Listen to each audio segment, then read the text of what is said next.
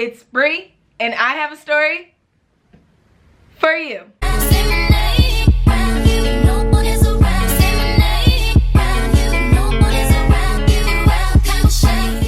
Okay, now before I go ahead and tell you guys my business, you're gonna have to do me a favor and click that red button and subscribe, and don't forget to click that bell for notifications, because I know after this story you guys are gonna want to know more about Bree all the time, every time I upload. Today I'm gonna tell you guys about the time I fought my bully. Okay, now the thing about being a YouTuber is it's crazy how you don't necessarily have to dig deep for memories, but it's crazy how like certain memories kind of resurface and you're like, oh, like I should tell that to people on YouTube or on the internet, you know what I'm saying?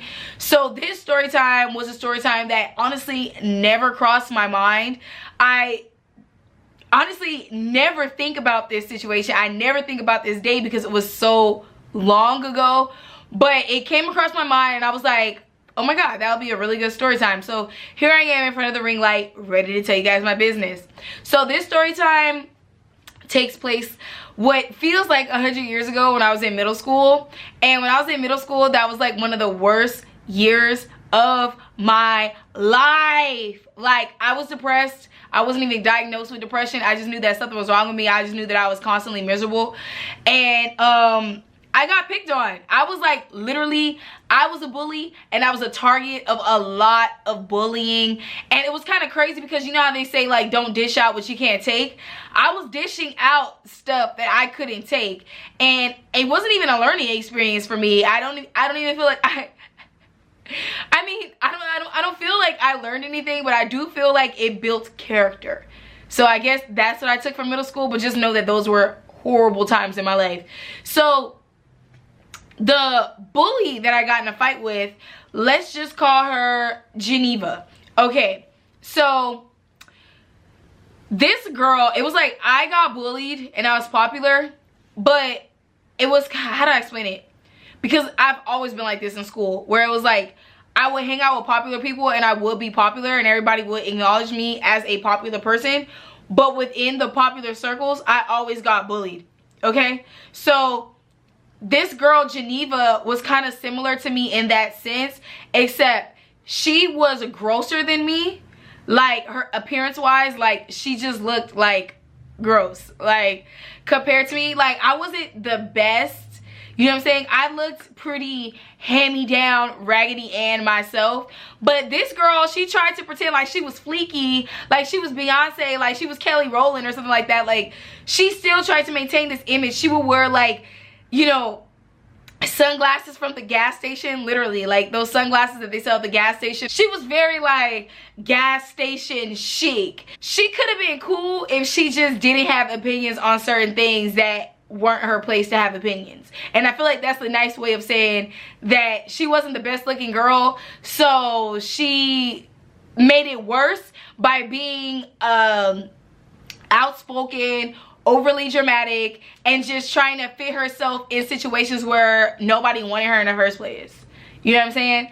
So her and I kind of like beefed because we were close in the social status. Like, she was the first person that was outside of the popular circle that recognized the dynamic of the popular circle and realized like, okay, well, I could come for you because I know that you're getting bullied. Like, you could put on this front to everybody else. But the thing about me is that even though I was getting bullied by the popular kids, I had alliances with like so many other kids, like goth kids.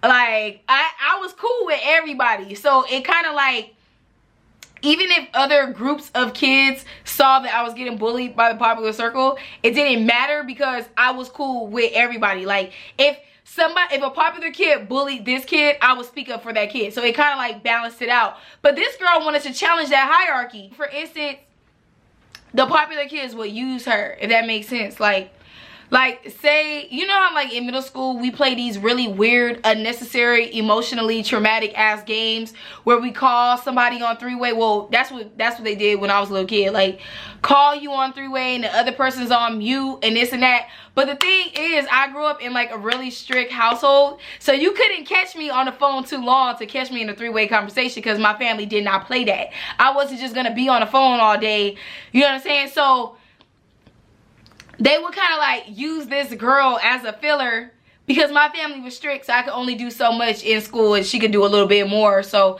I guess, I don't know, she was Bree, I was Bree, but we was like the same kind of girl. In middle school, I was going through it emotionally, like between getting bullied and just trying to figure out who I was as a person.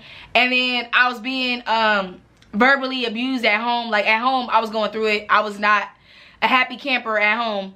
And so I took that out at school. Like I was, every time I turned around, honestly, you know, if I ever get famous on YouTube and somebody who was a part of the administration of the school that I ran, I really do feel like I was targeted because I was already going through so much at home. And like, if you were an adult, you could look at me and tell that I was going through something outside of school.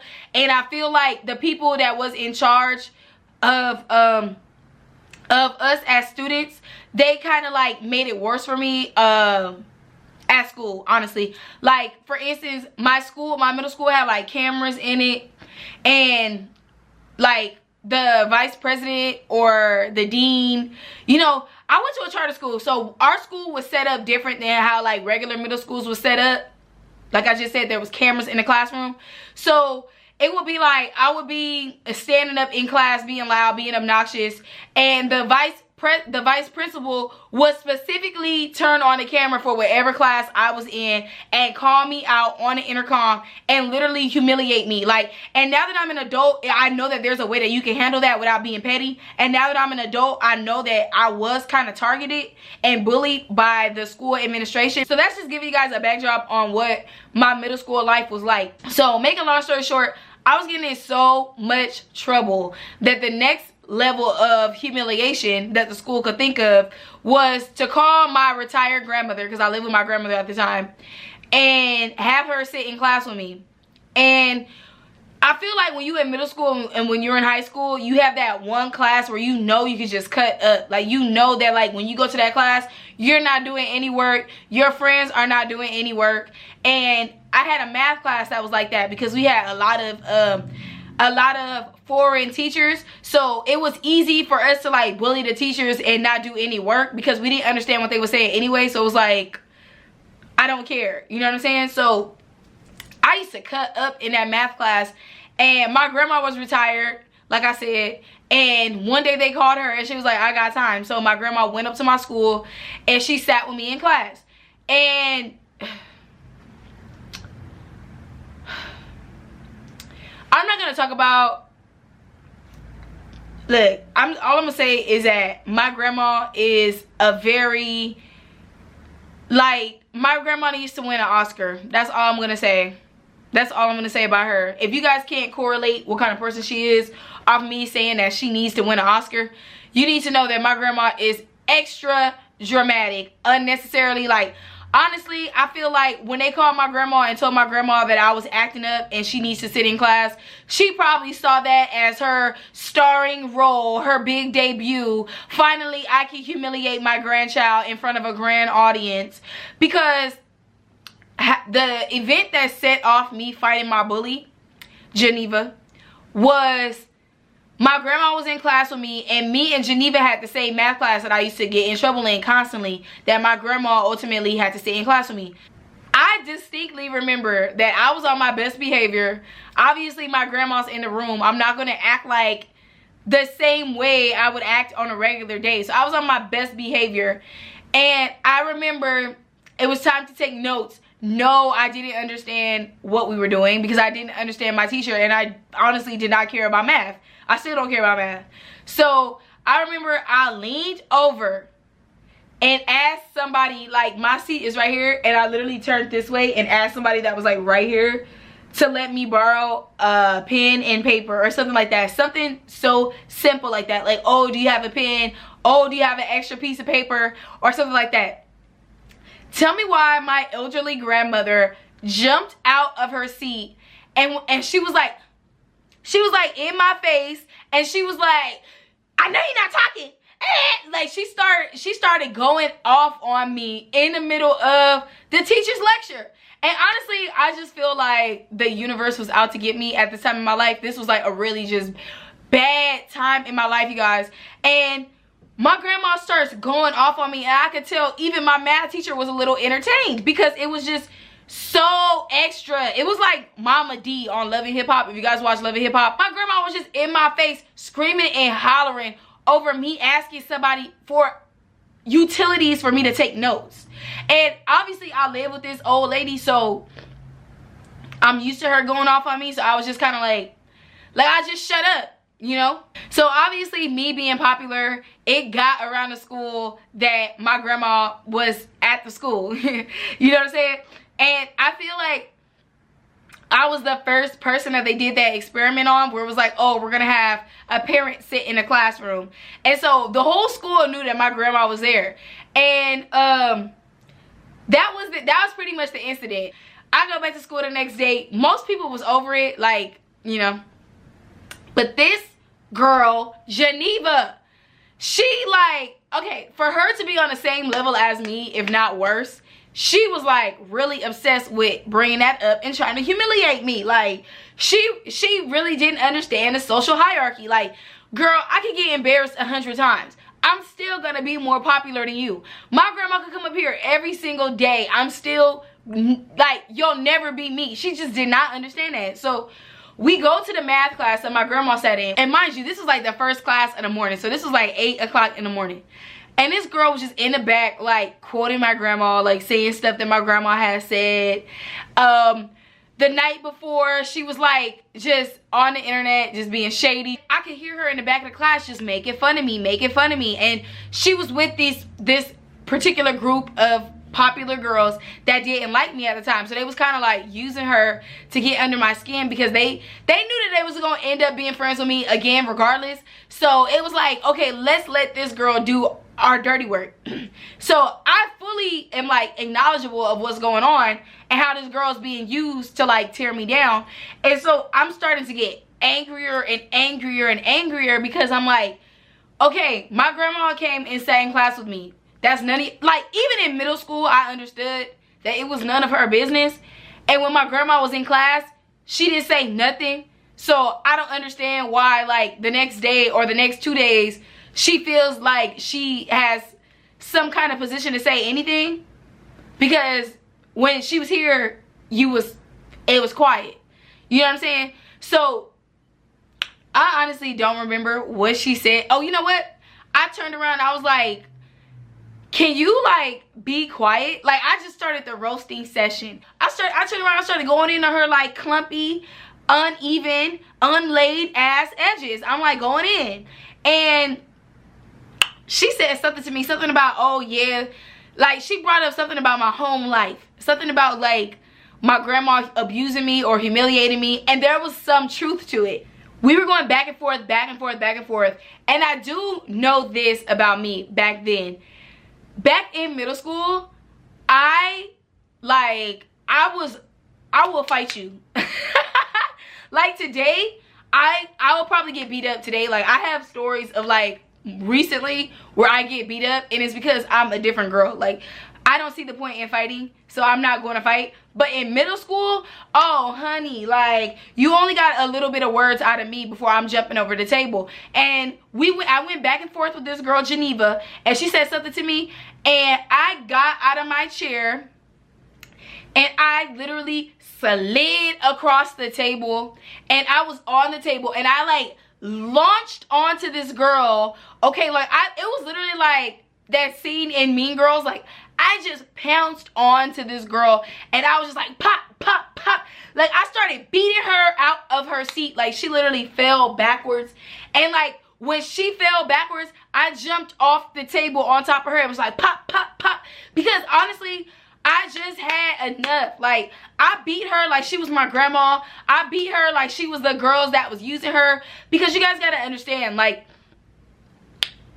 there were literally like these girls were my friends, but when they didn't want to be my friend anymore, they would use other people against me. And I kind of was like beating up this girl as a warning to these other girls, like, don't think I won't fight you. I don't know, like, I just really snapped. I really lost it.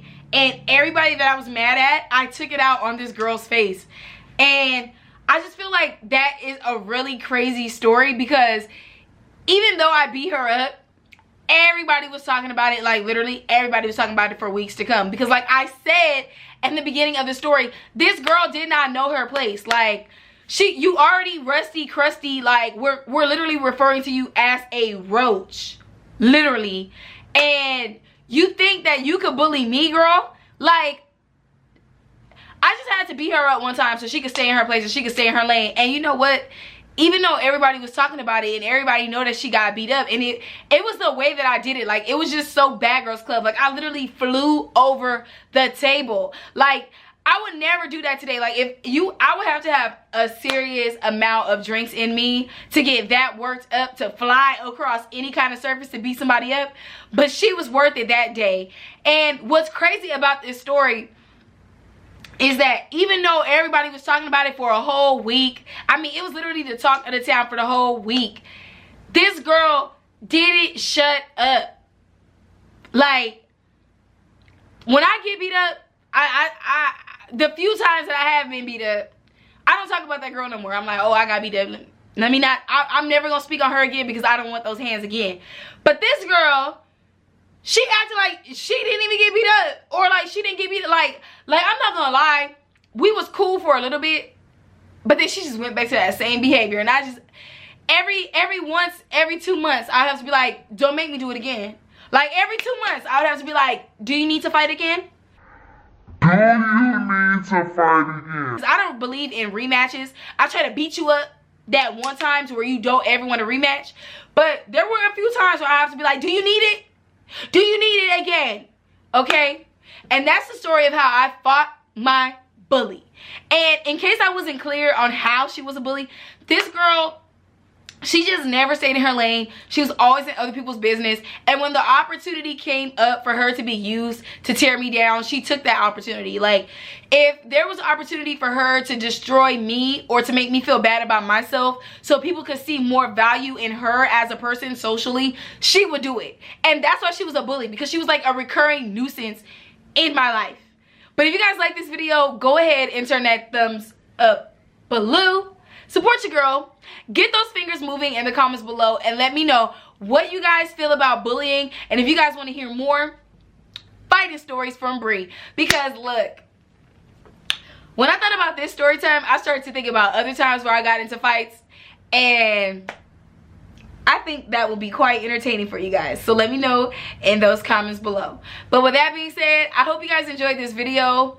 I'm just gonna end this one and get ready to work on another one. So I love you guys, and I'll see you in the next video. And don't forget to turn that bell on for notifications, because I'm coming and I'm hot and I'm ready. Till next time.